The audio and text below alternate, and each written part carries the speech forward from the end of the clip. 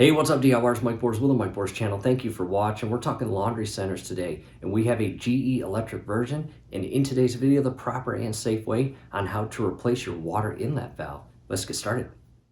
DIYers making our way to the laundry center, and this is a GE model, the electric version as opposed to the gas version.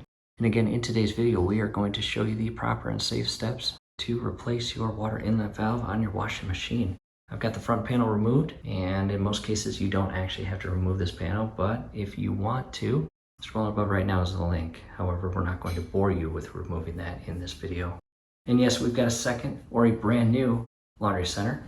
And step number one, safety purposes, always cut all electrical power to the system by unplugging carefully your electrical power cord. And again, in our case, we have the electric version, so we have the larger 220 outlet as shown here and power cord block.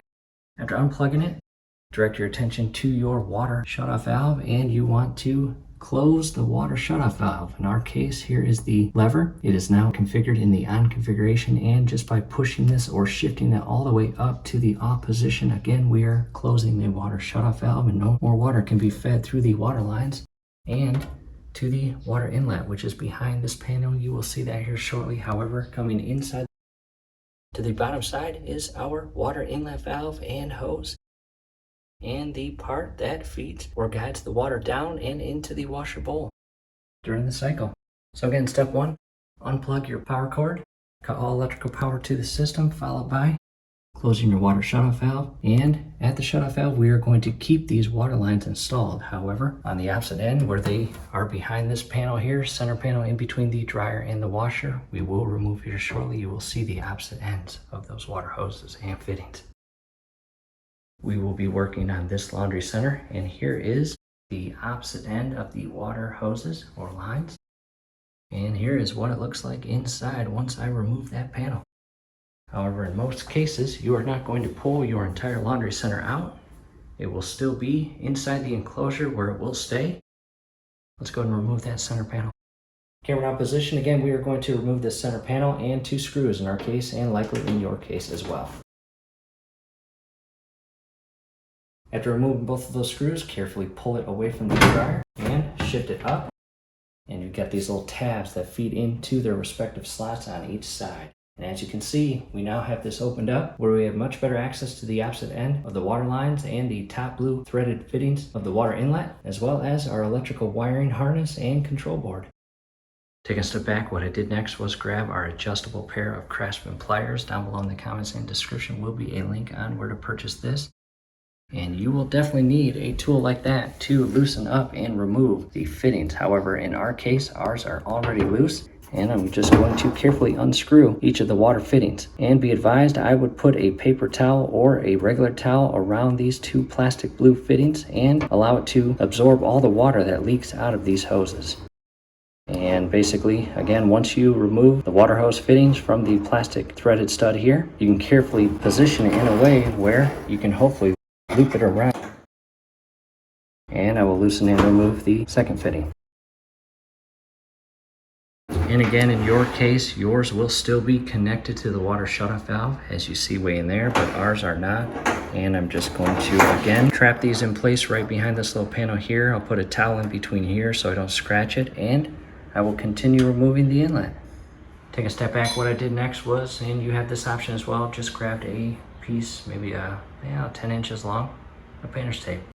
Again, do whatever you want to, personal preference on how you position and get those hoses out of the way as you continue the project. From here, we have a 1/4-inch screw there, and then two 1/4-inch screws on the opposite side that are secured underneath here. And I will remove this. We'll open up the door and come inside here to the underside, and there is one 1/4-inch screw right there, and on the opposite end, the second one. We are going to remove both of those, and in addition, we have two electrical connections. One on the far right you see is red, and this one right here, which is blue. And you are going to get your fingers in here, and it might be easier just to remove these screws right here so you can shift this entire part down. And on the upper side or top side are little tension locks. I will show you those here shortly. And again, just be careful that you do not damage any surrounding parts.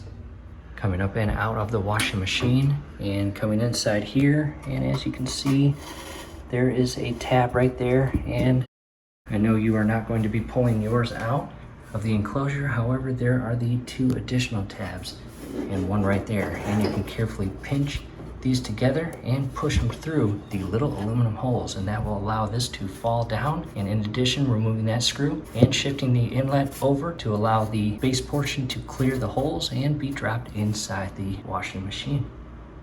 Coming back around and inside the washer bowl and underneath, and again, I've grabbed a 1/4 inch bit on my screwdriver as shown here, and I'm going to carefully loosen and remove both of those 1/4 inch screws.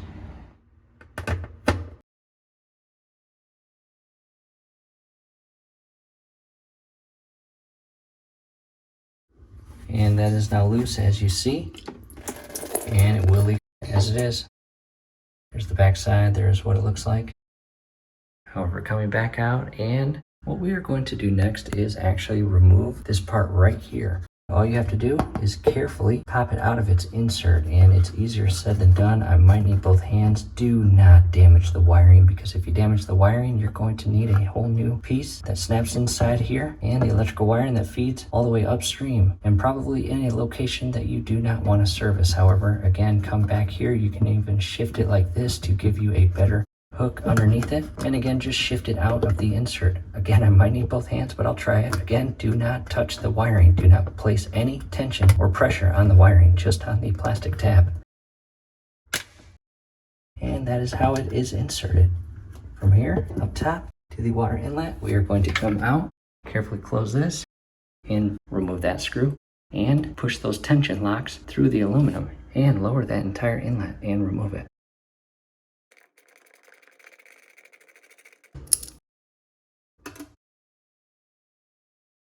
And from here, again, the tension tabs, just grabbing a pair of needle nose pliers, carefully compress these as you push them down.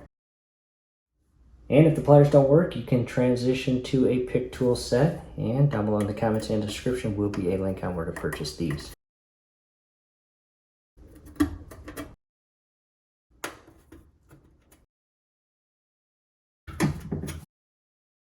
At this point, all 3 tension locks or tabs are compressed and pushed through that aluminum and no longer locked in place. And I will shift the water inlet to the right and lower it down and into the washer bowl. Back inside the washer bowl and coming inside here and ever so carefully maneuvering it. And again, the electrical connections are still connected. Red on the right, blue on the left. And just carefully pull up on the little hooks that secured in place and remove it. And DORs, do not break these plastic tabs. And on the back side, you can see a little hook, and you want to carefully raise that up and off the hook. And there is the red connection disconnected, as you see here. And again, on the back side, you have this little tab here. Carefully pull it up. Plastic, do not break it. If you bend it to a point where you see white or this red portion turn white, you bent it too far. And there are the electrical leads as shown here. Now to the blue. Again, lift up on the tab here and simultaneously shift the connection to the left or off. And the blue connection or cold connection is removed. Coming back inside here, just carefully route the wiring. And there is the electrical wiring. DORs, there it is. And there are the little holes the water comes out of. So in the event that those are clogged, it's a good thing you are replacing it. Take a step back, and here it is fully removed from the washer. And again, there are these screens, and it is very possible that your actual solenoids have failed. And just by cleaning the screens and it's still not working, or not filling with cold, or not filling with hot, or even worse, not stopping the flow of water, whether it's hot or cold, that is because of a faulty solenoid. And in addition, the ports here, if they are badly corroded and clogged, that will slow down the water flow. Not good. Now to the table. Again, I wanted to show you a different view of the fully removed water inlet valve and the hose and all that's involved with this part.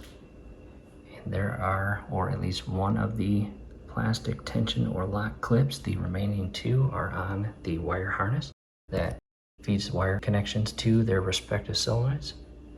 And DORs from here, Reverse the steps and install your brand new water inlet valve and remaining part. Alright DIYers, we are on the computer, and again, just reverse the steps. However, in the event that you do want to see us reverse the steps and install the water inlet valve, definitely check out video link number 1 down below in the comments and description. It will cover that exact process. However, again, we're just reversing the steps, and we do not want to bore you with that in this specific video if you don't actually want to watch that. However, with that said, we will run through the reverse steps, and those will be as follows. Grab the new water inlet valve, shift it down into the washer bowl, carefully reconnect the electrical connection points, and properly position the wiring so it will not be pinched or harmed as you shift that inlet valve up and secure it to the inner aluminum panel. After shifting the inlet valve in and up through those 2 holes, you again will shift it slightly and lock it in place, followed by securing that 1/4-inch screw. Next, carefully reposition and punch through the plastic lock clips through the 3 holes in the aluminum. Next, go back inside the washer bowl and carefully reposition this part right here, and as you punch it through and secure it into this plastic valve here, do your best not to damage the wiring. On to the next photo and just verify it is pushed all the way in and flush and not loose. Next, secure both of the 1/4-inch screws that secure this whole piece to the upper aluminum here. Back up top, carefully resecure both the hot and cold water lines. Next, following the water lines to the opposite side where the shutoff valve is, verify those are secure. And if all looks good and you've double checked everything, carefully shift the water shutoff valve to the open position or configuration and allow water back into the system and check for leaks. If no leaks, carefully restore power to the unit by plugging the power cord back in, as shown there.